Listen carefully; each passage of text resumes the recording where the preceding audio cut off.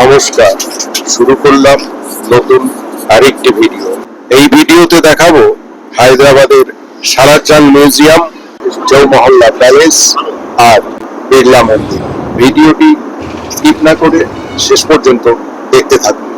অসাধারণ এক ভিডিও। আমাদের হায়দ্রাবাদ সিরিজ প্রায় শেষ হতে চলেছে। এই ভিডিওর পর আমরা দেখাবো হায়দ্রাবাদ থেকে কলকাতা পর্যন্ত ট্রেন জার্নি। সেই ভিডিও আপনারা দেখতে ভুলবেন না। আর ভিডিওগুলি দেখার পর যদি আপনাদের ভালো লাগে অবশ্যই লাইক, শেয়ার, কমেন্ট করবেন। আর আমার চ্যানেলে যদি নতুন হয়ে থাকেন অবশ্যই চ্যানেলটিকে সাবস্ক্রাইব করে পাশে থাকবেন। ও দারুণ, অসাধারণ অসাধারণ এক জার্নি করছি এই উবের বাইকে করে। যাচ্ছি সালারজাং মিউজিয়াম।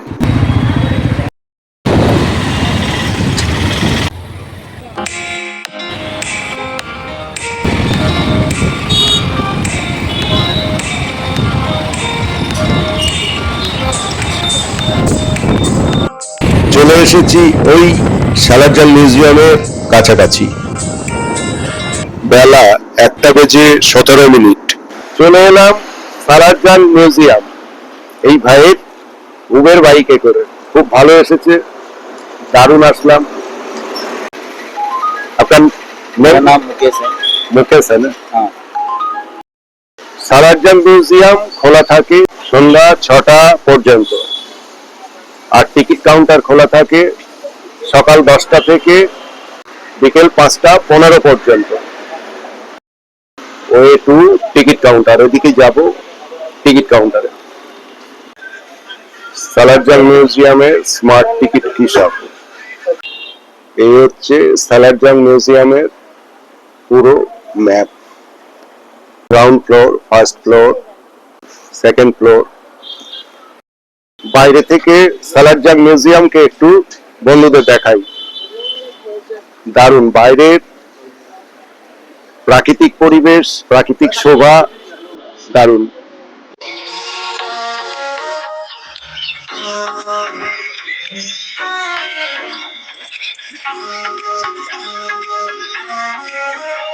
সালারজাং মিউজিয়াম মুসি নদীর তীরে অবস্থিত বিশ্বের অন্যতম বৃহত্তম ব্যক্তিগত সংগ্রহশালা, যেটি 1951 সালে প্রতিষ্ঠা করেছিলেন নবাব মীর ইউসুফ আলী খান।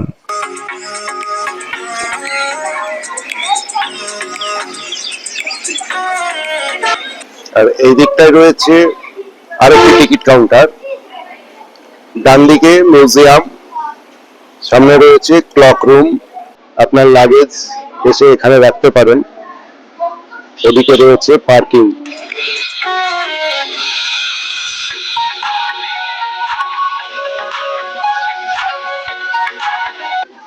এবার টিকিট কাউন্টারের দিকে গিয়ে টিকিট করে নেব। আর এখানে আসলে মোবাইল যদি আনেন, মোবাইল চার্জেবল 50 টাকা। তাতে করে স্টিল ফটো নেওয়া যাবে, কোনো ভিডিওগ্রাফি করা যাবে না। শুক্রবার এই মিউজিয়াম বন্ধ থাকে। টিকিট করে নিলাম। টিকিটের মূল্য পার পার্সন 50 টাকা। আর আমার যে মোবাইল, তাও মোবাইলে ভিডিও ভেতরে করা যাবে না, ফটো নেওয়া যাবে। 50 আর 50 100 টাকা। যে ব্যাগ রয়েছে, ব্যাগ রাখতে হবে এই ক্লক রুমে। এই হচ্ছে ক্লক রুম।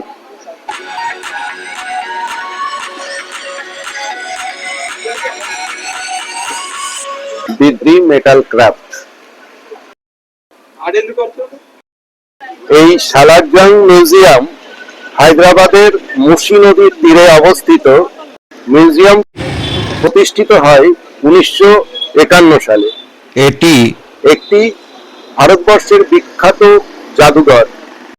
এই মিউজিয়ামে রয়েছে বিশ্বের 43,000-এর বেশি বিরল শিল্পকলা ও ঐতিহাসিক নিদর্শন।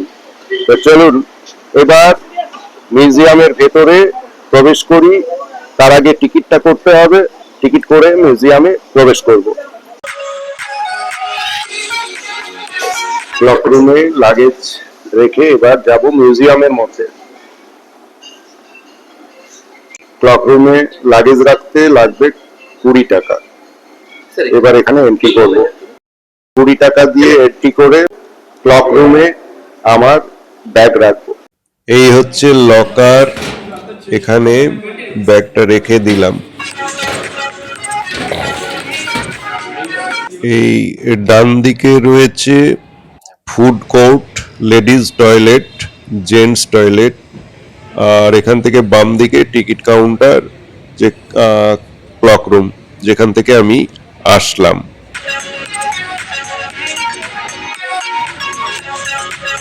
আর এই ডান দিকে গেলে জেন্টস এন্ট্রি, বাম দিকে লেডিস। টিকিট কাটা হয়ে গেছে, ক্লক রুমে ব্যাগ রাখা হয়ে গেছে। এবার আমি মিউজিয়ামের যেখানে বোর্ড দেওয়া রয়েছে, বাম দিকে লেডিস, ডান দিকে জেন্টস, আমি সেই ডান দিক দিয়ে এবার যাব মিউজিয়ামে। ডান দিক দিয়ে যেতে যেতে ডান হাতে চোখে পড়বে সুন্দর একটি বাগানের মধ্যে statue of late Nawab Mir Wasif Ali Khan, Salar Jung museum.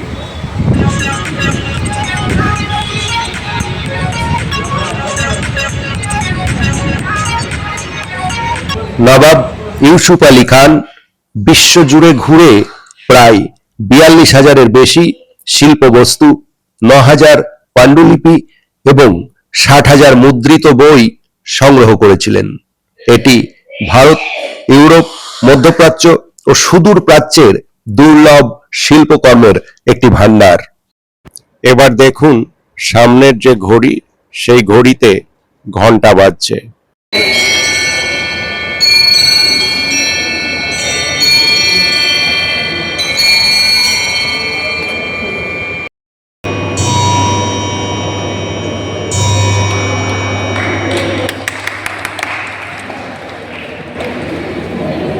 Salar Jung মিউজিয়ামে এই মিউজিক্যাল ঘড়িটি অত্যন্ত পুরনো। 19 শতকে এই ঘড়িটি নবাব মীর ইউসুফ আলী খান এনেছিলেন ইংল্যান্ড থেকে। এর ঐতিহাসিক গুরুত্ব এবং অসাধারণ কারুকার্য, আর প্রতি ঘন্টায় যান্ত্রিক পুতুলের মাধ্যমে সময় জানান দেয়। ফুড কোর্ট, সামান্য কিছু খাওয়া দাওয়া করে নিই। সালারজাং মিউজিয়ামের যে ফুড কোর্ট, সেখান থেকে একটা অমলেটের বিল করে নিলাম, দাম পড়ল 50 টাকা। এখানে কিন্তু সেলফ সার্ভিস, তাই নিজে হাতেই নিয়ে আসলাম অমলেট। চলে এসেছে অমলেট।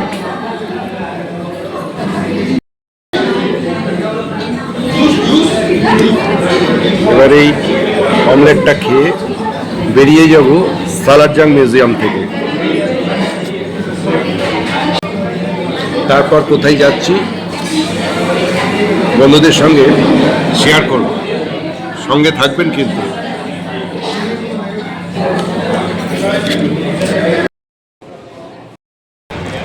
সালারজাং মিউজিয়াম দেখা কমপ্লিট করে এবার বেরিয়ে যাচ্ছি মিউজিয়াম থেকে। ক্লক রুমে আমার যে ব্যাগ রাখা ছিল, ব্যাগও নিয়ে নিয়েছি, যাব গেটের বাইরে। এতক্ষণ ধরে আপনারা যে সালারজাং মিউজিয়াম দেখলেন, দেখে আপনাদের কেমন লাগলো অবশ্যই কমেন্ট বক্সে কমেন্ট করে জানাবেন। আর আমার যে ভিডিওগুলি আপনারা দেখছেন, সেগুলি ভালো লাগলে অবশ্যই লাইক শেয়ার করবেন। এবার সালারজাং মিউজিয়াম থেকে আমি যাব চৌমহল্লা প্যালেস। এখান থেকে 3 কিলোমিটার মতো দূরে চৌমহল্লা প্যালেস। তো বন্ধুদের সঙ্গে আবার দেখা করছি চৌমহল্লা প্যালেসে। এখান থেকে কোনো ক্যাব বুক করে নেব, চলে যাব চৌমহল্লা প্যালেস। হায়দ্রাবাদের এই চৌমহল্লা প্যালেস নিজাম রাজবংশের আভিজাত্য, ক্ষমতা ও সাংস্কৃতিক ঐতিহ্যের এক অপূর্ব নিদর্শন। এটি মূলত 4টি প্রাসাদের সমষ্টি, যা ইরানের শাহের প্রাসাদের আদলে নির্মিত।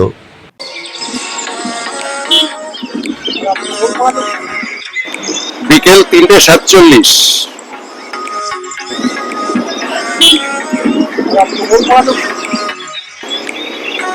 সালারজাং মিউজিয়াম থেকে বেরিয়ে উবের স্কুটি করে এবার চললাম চৌমহল্লা প্যালেস। বিকেল 4:05। এখনো রোদের হিট রয়েছে। চলে এলাম একদম চৌমহল্লা প্যালেসের সামনে। এই চৌমহল্লা প্যালেস খোলা থাকে সকাল 10টা থেকে বিকেল 5টা পর্যন্ত, সানডে টু থার্সডে। ফ্রাইডে বন্ধ থাকে। সালারজাং মিউজিয়াম দেখে এবার চলে এসেছি চৌমহল্লা প্যালেসে। আসফ জাহি রাজবংশের নিজামদের প্রাক্তন প্রাসাদ ও শাসন ব্যবস্থার কেন্দ্রস্থল। পারস্য, মুঘল ও ইউরোপীয় স্থাপত্যের অন্যতম নিদর্শন হায়দ্রাবাদের এই চৌমহল্লা প্যালেস। 2 হুইলার্স পার্কিং 20 টাকা, 4 হুইলার্স 50 টাকা, মিনি স্কুল বাস 60 টাকা। চৌমহল্লা প্যালেসের গেট। প্রবেশ করছি চৌমহল্লা প্যালেসের ভেতর। এখানকার এন্ট্রি টিকিটের মূল্য ইন্ডিয়ান সিটিজেন 150 টাকা, চিলড্রেন 50 টাকা, ফরেনার 500 টাকা, আর মোবাইল চার্জ 50 টাকা। টিকিট কাউন্টারের সামনে এসেছি, এবার টিকিট করে নেব। টিকিট হয়ে গেল 150 আর মোবাইলের জন্য 50, টোটাল 200 টাকা।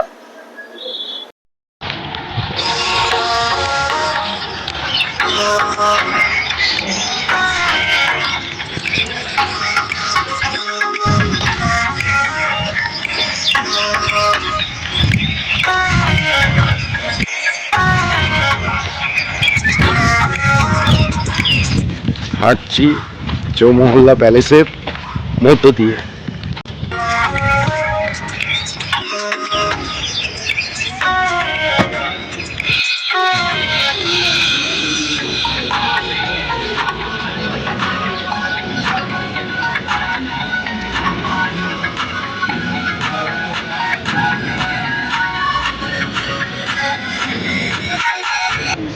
প্যালেসের ধাপিতে বসে একটু জিরিয়ে নেওয়া। বেলা অনেকটাই গড়িয়েছে, এখন বাজে বিকেল 4:41। এবার চলে এলাম চৌমহল্লা প্যালেসের এই বিশাল প্যালেসে।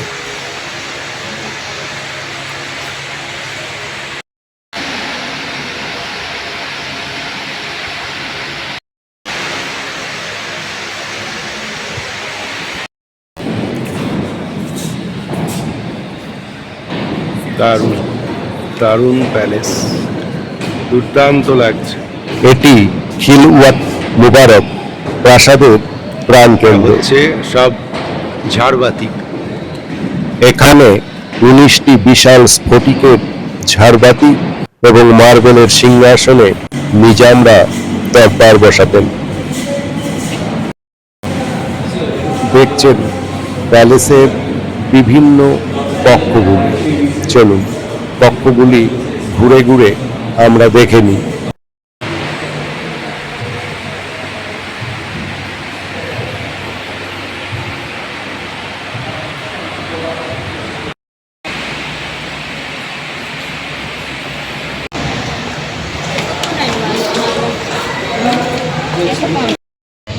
এবার চলে এসেছি প্যালেসের দক্ষিণ প্রাঙ্গণে। এখানে 4টি প্রধান মহল, আফজাল, আফতাব, মেহতাব ও তাহনিয়াত হল। দেখছেন চৌমহল্লা প্যালেস কি বিশাল বিশাল জায়গার ওপর এই চৌমহল্লা প্যালেস, এবং তখনকার দিনে যে কারুকাজ দারুণ। এদিকে রয়েছে তেহনিয়াত মহল, আফজাল মহল, মেহতাব মহল, ব্যাগিখানা আর ভিনটেজ কার। চৌমহল্লা প্যালেস, চৌমহল্লা যার অর্থ চারটি মহল। এখানে রয়েছে চারটি মহল। তৎকালীন নিজামদের একটি দুর্দান্ত প্যালেস। এদিকে একটি মহল, এই একটি মহল, আর এই দিকে রয়েছে আরেকটি মহল। এদিকে তেহানিয়াত মহল। ৪৫ একর জমির উপর বিস্তৃত এই মহল। চারটি মহল নিয়ে এই চৌমহল্লা প্যালেস।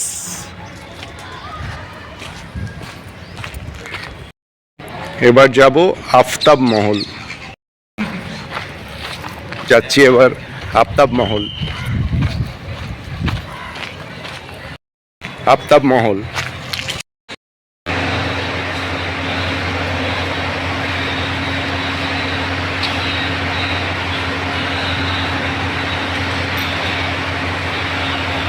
দেখছেন, আফতাব মহল।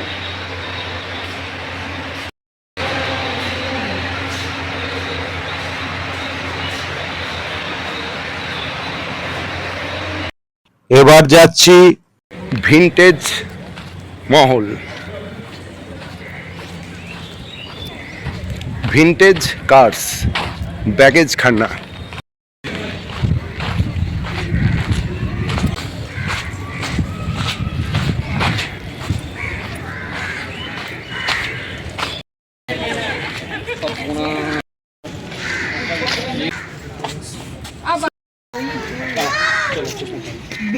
ह्यूज लग रही, मिनी बस टाइप लग रही है। ये ऊपर खुला हुआ है।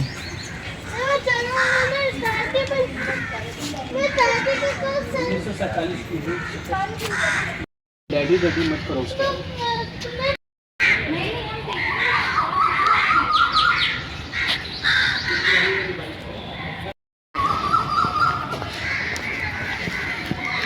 ভিনটেজ কার দেখুন, সেই সময় যে সমস্ত যানবাহন ব্যবহার করা হতো। ভিনটেজ কার মহল থেকে এবার বেরিয়ে যাচ্ছি। এবার যাব তেনায়েত মহল।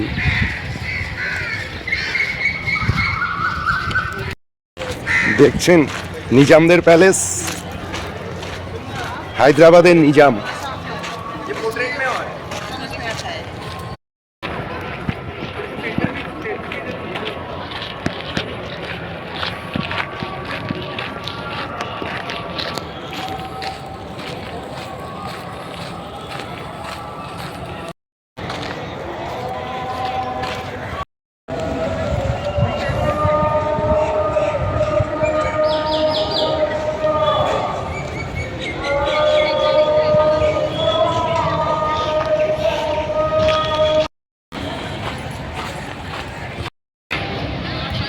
এ হচ্ছে ক্লক টাওয়ার। ঘড়ি ঘর বা ক্লক টাওয়ার, যেটি খিলওয়াত ঘড়ি নামে পরিচিত, যা এখনো সচল। ক্লক টাওয়ার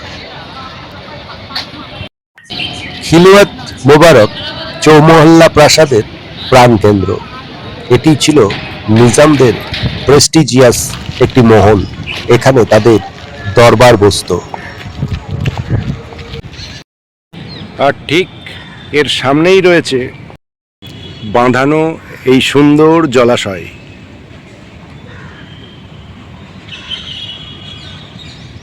বন্ধুদের একটা ইনফরমেশন দিতে চাই, আপনারা হায়দ্রাবাদ আসলে এমনভাবে প্ল্যান করবেন, যেদিন গোলকুন্ডা দেখবেন, গোলকুন্ডা থেকে সোজা চলে আসবেন চারমিনার, আর চারমিনারের কাছেই রয়েছে এই চৌমহল্লা প্যালেস। গোলকুন্ডা দেখার পর চলে আসবেন চারমিনার, চারমিনারের পর চৌমহল্লা প্যালেস।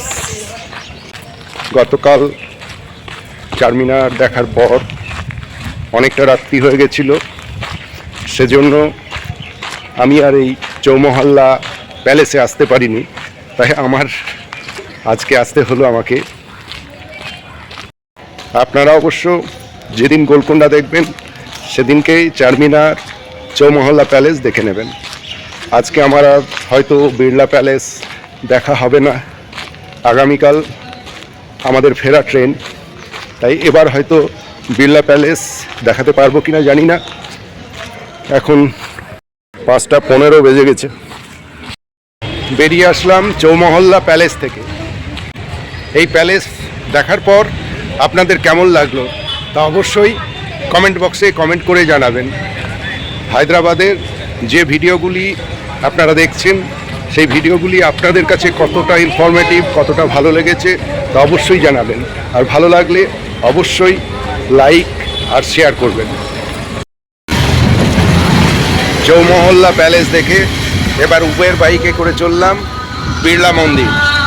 আবার দেখা হচ্ছে বিড়লা মন্দিরে।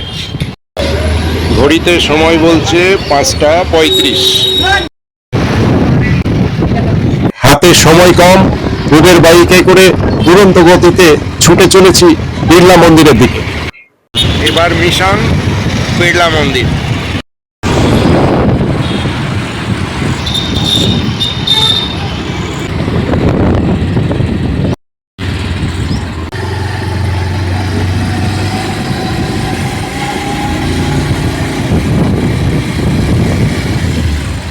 GP Birla Archaeological, Astronomical and Scientific Research Institute.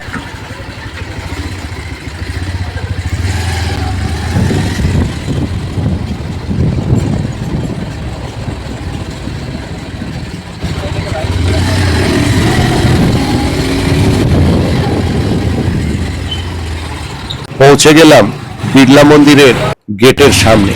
এই মন্দির খোলা থাকে সকাল 7টা থেকে দুপুর 12টা আর বিকেল 2টো থেকে রাত্রি 9টা পর্যন্ত। চলে এসেছি বিড়লা মন্দিরের সামনে। বন্ধুদের কথা দিয়েছিলাম বিড়লা মন্দিরে দেখা হবে, বিড়লা মন্দিরে দেখা হয়ে গেল। কিন্তু আফসোস, আজ 3 মার্চ লুনার এক্লিপস, চন্দ্রগ্রহণ, সেই জন্য আজ মন্দির বন্ধ। এটা আমার জানা ছিল না, মন্দির চত্বরে এসে জানতে পারলাম। তাই মন্দিরটা বাইরে থেকেই দেখার সৌভাগ্য হলো। বাইরে থেকেই বন্ধুদের মন্দির চত্বরটা দেখাই।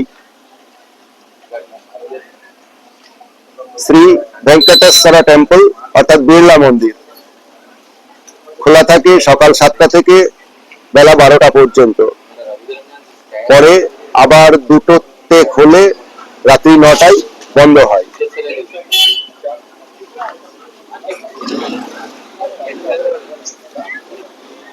এই যে নোটিশ দেওয়া আছে, Shri Shri Ram Narayan, due to lunar eclipse on 3rd March 2026, the temple shall close at 8 a.m. and shall reopen on 4th March 2026 at 7 a.m. তাই সকলকে আবেদন করব, চন্দ্রগ্রহণ বা সূর্যগ্রহণের দিন আপনারা এই টেম্পলে আসবেন না, আসলে মন্দির বন্ধ থাকবে। বিড়লা মন্দির ভারতের তেলেঙ্গানা রাজ্যের হায়দ্রাবাদে অবস্থিত নওবত পাহাড় নামক 280 ফুট উঁচু একটি টিলার ওপর নির্মিত একটি হিন্দু মন্দির, যা 13 একর এলাকা জুড়ে বিস্তৃত।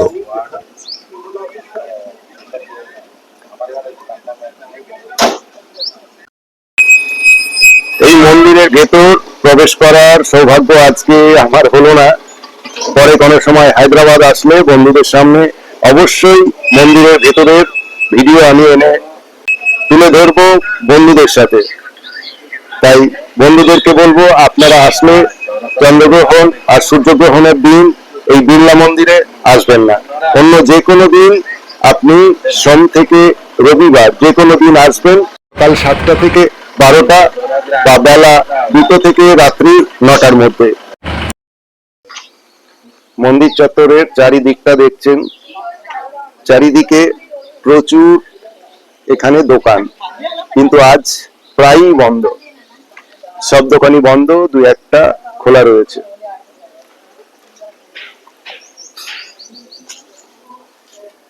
তা এই ছিল আজকের কমপ্লিট ভিডিও দেখে যদি আপনাদের ভালো লাগে অবশ্যই লাইক শেয়ার কমেন্ট করবেন।